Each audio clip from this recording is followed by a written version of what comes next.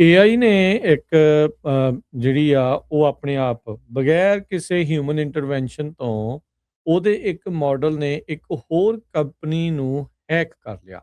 ਇਹ open AI ਦਾ ਜਿਹੜਾ cyber model ਸੀਗਾ, ਆਪਣੇ ਟ੍ਰੇਨਿੰਗ ਇਨਵਾਇਰਨਮੈਂਟ ਦੇ ਵਿੱਚ ਸੈਂਡਬਾਕਸ ਸੀਗਾ, ਯਾਨੀ ਕਿ ਵੀ ਉਹਦਾ ਇੰਟਰਨੈਟ ਦੇ ਨਾਲ ਹੋਰ ਪਾਸੇ ਕਿਸੇ ਤਰੀਕੇ ਦੇ ਨਾਲ ਕਨੈਕਸ਼ਨ ਨਹੀਂ ਸੀਗਾ। ਇਹ ਜਿਸਦੀ ਟੈਸਟਿੰਗ ਜਿਹੜੀ ਉਹ ਚੱਲ ਰਹੀ ਸੀ।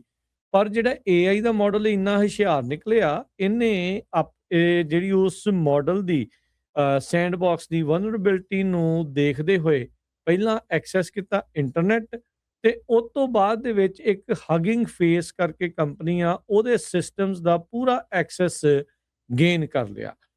ਹਗਿੰਗ ਫੇਸ ਨੇ ਜਿਹੜਾ ਇਹ ਦੱਸਿਆ ਵੀ ਇਹ ਜਿਹੜਾ ਇਨਸੀਡੈਂਟ ਯੂਨੀਕ ਇਸ ਲਈ ਆ ਕਿਉਂਕਿ ਇਹ ਡਰਿਵਨ ਐਂਡ ਟੂ ਐਂਡ ਵੀ ਸਟਾਰਟ ਤੋਂ ਲੈ ਕੇ ਅਖੀਰ ਤੱਕ ਆਟੋਨੋਮਸ ਏਆਈ ਏਜੰਟ ਸਿਸਟਮ ਦੇ ਦੁਆਰਾ ਜਿਹੜਾ ਉਹ ਕੀਤਾ ਜਿਹੜਾ ਹੋ ਗਿਆ ਹੈ। ਇਹ ਅਨਪ੍ਰੈਸੀਡੈਂਟਡ ਸਾਈਬਰ ਇਨਸੀਡੈਂਟ ਇਸ ਟਾਈਮ ਸਾਹਮਣੇ ਜਿਹੜਾ ਉਹ ਆਇਆ ਆ, ਜਿਸ ਦੇ ਵਿੱਚ ਜਿਹੜਾ ਹਗਿੰਗ ਫੇਸ ਕੰਪਨੀ ਆ ਉਸ ਨੂੰ ਪੂਰੀ ਤਰ੍ਹਾਂ ਜਿਹੜਾ ਆ ਉਹ ਇੰਪੈਕਟ ਹੋਇਆ ਆ। ਸੋ ਓਪਨ ਏਆਈ ਨੇ ਆਪ ਜਿਹੜਾ ਇਸ ਚੀਜ਼ ਨੂੰ ਮੰਨਿਆ ਆ ਵੀ ਉਹਨਾਂ ਦੇ ਜਿਹੜੀ ਕੰਪਨੀ ਦਾ ਕੰਬੀਨੇਸ਼ਨ ਮਾਡਲ ਸੀਗਾ GPT 5.6 ਸੋਲ ਤੇ ਹੋਰ ਜਿਹੜੇ ਕੈਪੇਬਲ ਮਾਡਲਸ ਜਿਹੜੇ ਅਜੇ ਰਿਲੀਜ਼ ਨਹੀਂ ਕੀਤੇ ਗਏ, ਇਹ ਸੈਂਡਬਾਕਸ ਟੈਸਟਿੰਗ ਇਨਵਾਇਰਨਮੈਂਟ ਤੋਂ ਬਾਹਰ ਜਾ ਕੇ ਉਹਨਾਂ ਨੇ ਇਹ ਜਿਹੜੀ ਹਗਿੰਗ ਫੇਸ ਕੰਪਨੀ ਆ ਉਹਦੇ ਸਿਸਟਮਸ ਨੂੰ ਐਕਸੈਸ ਜਿਹੜਾ ਕਰ ਲਿਆ, ਉਸ ਨੂੰ ਜਿਹੜਾ ਉਹ ਹੈਕ ਕਰ ਲਿਆ ਹੈਗਾ ਆ।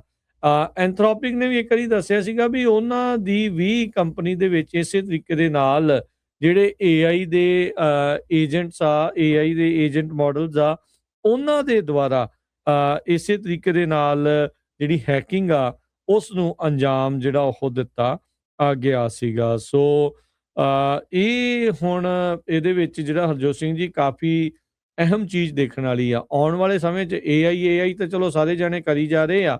ਇਹਦੇ ਵਿੱਚ ਕੋਈ ਦੋ ਰਾਮਨ ਨਹੀਂ ਵੀ AI is here to stay, ਪਰ ਇਦਾਂ ਦੀ ਜਿਹੜੀਆਂ ਚੀਜ਼ਾਂ ਆ ਉਹ ਕਾਫੀ ਜ਼ਿਆਦਾ ਗੰਭੀਰ ਜਿਹੜੀਆਂ ਉਹ ਬਣ ਚੁੱਕੀਆਂ ਆ। ਇਹੋ ਜਿਹੇ ਮੌਕਿਆਂ ਦੇ ਉੱਤੇ ਜਿਹੜੇ ਛੋਟੇ ਬਿਜ਼ਨਸ ਵਾਲੇ ਆ ਉਹਨਾਂ ਨੂੰ ਆਪਣੀ ਜਿਹੜੀ ਸਿਕਿਉਰਿਟੀ ਦੇ ਲਈ, ਖਾਸ ਕਰਕੇ ਸਾਈਬਰ ਸਿਕਿਉਰਿਟੀ ਦੇ ਲਈ ਹੁਣ ਹੋਰ ਵੀ ਜ਼ਿਆਦਾ ਮੁਸ਼ਤੈਦੀ ਦੇ ਨਾਲ ਕੰਮ ਕਰਨਾ ਪੈਣਾ ਆ। ਉਹਨਾਂ ਨੂੰ ਉੱਦਾਂ ਦੇ ਹੀ ਕੋਈ ਕੇਪੇਬਲ ਜਿਹੜੇ ਐਂਟੀ ਹੈਕਿੰਗ ਸਿਸਟਮਸ, ਉਹ ਸਾਰੀਆਂ ਚੀਜ਼ਾਂ ਜਿਹੜੀਆਂ ਉਹ ਲਿਆਉਣੀਆਂ ਪੈਣੀਆਂ ਹੈਗੀਆਂ ਆ। ਸੋ ਇਹ ਤਾਂ ਹੈ ਆ ਵੀ ਜਿਹੜਾ ਇਹਦਾ ਮਤਲਬ ਜੇ ਹੁਣ ਏਆਈ ਹਰਜੋਤ ਸਿੰਘ ਜੀ ਬਗੈਰ ਕਿਸੇ ਇਨਸਾਨ ਦੇ ਕਹੇ ਕੰਪਨੀਜ਼ ਨੂੰ ਹੈਕ ਕਰ ਰਹੀ ਆ, ਤੇ ਹੁਣ ਇਹੀ ਏਆਈ ਇਹਦਾ ਮਤਲਬ ਇੱਕ ਦੂਜੇ ਮੁਲਕਾਂ ਦੇ ਉੱਤੇ ਵੀ ਕ੍ਰਾਈਮ ਕਰਨ ਦੇ ਲਈ, ਸਾਈਬਰ ਕ੍ਰਾਈਮ ਕਰਨ ਦੇ ਲਈ ਵਰਤਿਆ ਜਾ ਸਕੂ। ਜੀ, ਬਿਲਕੁਲ। ਏਆਈ ਨੇ ਇੱਕ ਜਿਹੜੀ ਆ ਉਹ ਆਪਣੇ ਆਪ ਬਗੈਰ ਕਿਸੇ ਹਿਊਮਨ ਇੰਟਰਵੈਂਸ਼ਨ ਤੋਂ ਉਹਦੇ ਇੱਕ ਮਾਡਲ ਨੇ ਇੱਕ ਹੋਰ ਕੰਪਨੀ ਨੂੰ ਹੈਕ ਕਰ ਲਿਆ। ਇਹ ਓਪਨ ਏਆਈ ਦਾ ਜਿਹੜਾ ਸਾਈਬਰ ਮਾਡਲ ਸੀਗਾ, ਆਪਣੇ ਟ੍ਰੇਨਿੰਗ ਇਨਵਾਇਰਨਮੈਂਟ ਦੇ ਵਿੱਚ ਸੈਂਡਬਾਕਸ ਸੀਗਾ, ਯਾਨੀ ਕਿ ਵੀ ਉਹਦਾ ਇੰਟਰਨੈਟ ਦੇ ਨਾਲ ਹੋਰ ਪਾਸੇ ਕਿਸੇ ਤਰੀਕੇ ਦੇ ਨਾਲ ਕਨੈਕਸ਼ਨ ਨਹੀਂ ਸੀਗਾ। ਇਹ ਜਿਸਦੀ ਟੈਸਟਿੰਗ ਜਿਹੜੀ ਉਹ ਚੱਲ ਰਹੀ ਸੀ।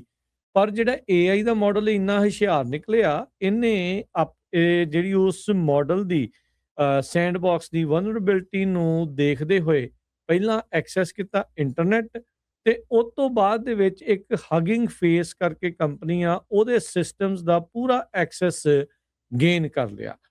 ਹਗਿੰਗ ਫੇਸ ਨੇ ਜਿਹੜਾ ਇਹ ਦੱਸਿਆ ਵੀ ਇਹ ਜਿਹੜਾ ਇਨਸੀਡੈਂਟ ਯੂਨੀਕ ਇਸ ਲਈ ਆ ਕਿਉਂਕਿ ਇਹ ਡਰਿਵਨ ਐਂਡ ਟੂ ਐਂਡ ਵੀ ਸਟਾਰਟ ਤੋਂ ਲੈ ਕੇ ਅਖੀਰ ਤੱਕ ਆਟੋਨੋਮਸ ਏਆਈ ਏਜੰਟ ਸਿਸਟਮ ਦੇ ਦੁਆਰਾ ਜਿਹੜਾ ਉਹ ਕੀਤਾ ਜਿਹੜਾ ਹੋ ਗਿਆ ਹੈ। ਇਹ ਅਨਪ੍ਰੈਸੀਡੈਂਟਡ ਸਾਈਬਰ ਇਨਸੀਡੈਂਟ ਇਸ ਟਾਈਮ ਸਾਹਮਣੇ ਜਿਹੜਾ ਉਹ ਆਇਆ ਆ, ਜਿਸ ਦੇ ਵਿੱਚ ਜਿਹੜਾ ਹਗਿੰਗ ਫੇਸ ਕੰਪਨੀ ਆ ਉਸ ਨੂੰ ਪੂਰੀ ਤਰ੍ਹਾਂ ਜਿਹੜਾ ਆ ਉਹ ਇੰਪੈਕਟ ਹੋਇਆ ਆ। ਸੋ ਓਪਨ ਏਆਈ ਨੇ ਆਪ ਜਿਹੜਾ ਇਸ ਚੀਜ਼ ਨੂੰ ਮੰਨਿਆ ਆ ਵੀ ਉਹਨਾਂ ਦੇ ਜਿਹੜੀ ਕੰਪਨੀ ਦਾ ਕੰਬੀਨੇਸ਼ਨ ਮਾਡਲ ਸੀਗਾ GPT 5.6 ਸੋਲ ਤੇ ਹੋਰ ਜਿਹੜੇ ਕੈਪੇਬਲ ਮਾਡਲਸ ਜਿਹੜੇ ਅਜੇ ਰਿਲੀਜ਼ ਨਹੀਂ ਕੀਤੇ ਗਏ, ਇਹ ਸੈਂਡਬਾਕਸ ਟੈਸਟਿੰਗ ਇਨਵਾਇਰਨਮੈਂਟ ਤੋਂ ਬਾਹਰ ਜਾ ਕੇ ਉਹਨਾਂ ਨੇ ਇਹ ਜਿਹੜੀ ਹਗਿੰਗ ਫੇਸ ਕੰਪਨੀ ਆ ਉਹਦੇ ਸਿਸਟਮਸ ਨੂੰ ਐਕਸੈਸ ਜਿਹੜਾ ਕਰ ਲਿਆ, ਉਸ ਨੂੰ ਜਿਹੜਾ ਉਹ ਹੈਕ ਕਰ ਲਿਆ ਹੈਗਾ ਆ।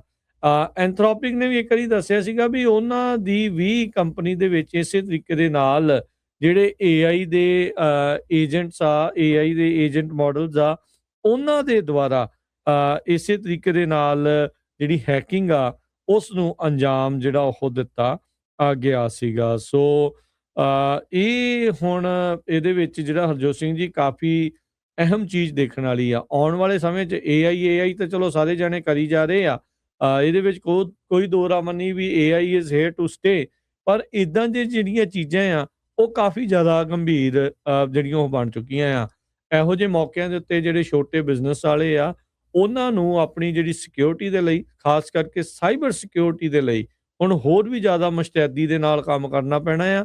ਉਹਨਾਂ ਨੂੰ ਉੱਦਾਂ ਦੇ ਹੀ ਕੋਈ ਕੇਪੇਬਲ ਜਿਹੜੇ ਐਂਟੀ ਹੈਕਿੰਗ ਸਿਸਟਮਸ, ਉਹ ਸਾਰੀਆਂ ਚੀਜ਼ਾਂ ਜਿਹੜੀਆਂ ਉਹ ਲਿਆਉਣੀਆਂ ਪੈਣੀਆਂ ਹੈਗੀਆਂ ਆ। ਸੋ ਇਹ ਤਾਂ ਹੈ ਆ ਵੀ ਜਿਹੜਾ ਇਹਦਾ ਮਤਲਬ ਜੇ ਹੁਣ ਏਆਈ ਹਰਜੋਤ ਸਿੰਘ ਜੀ ਬਗੈਰ ਕਿਸੇ ਇਨਸਾਨ ਦੇ ਕਹੇ ਕੰਪਨੀਜ਼ ਨੂੰ ਹੈਕ ਕਰ ਰਹੀ ਆ, ਤੇ ਹੁਣ ਇਹੀ ਏਆਈ ਇਹਦਾ ਮਤਲਬ ਇੱਕ ਦੂਜੇ ਮੁਲਕਾਂ ਦੇ ਉੱਤੇ ਵੀ ਕ੍ਰਾਈਮ ਕਰਨ ਦੇ ਲਈ, ਸਾਈਬਰ ਕ੍ਰਾਈਮ ਕਰਨ ਦੇ ਲਈ ਵਰਤਿਆ ਜਾ ਸਕੂ।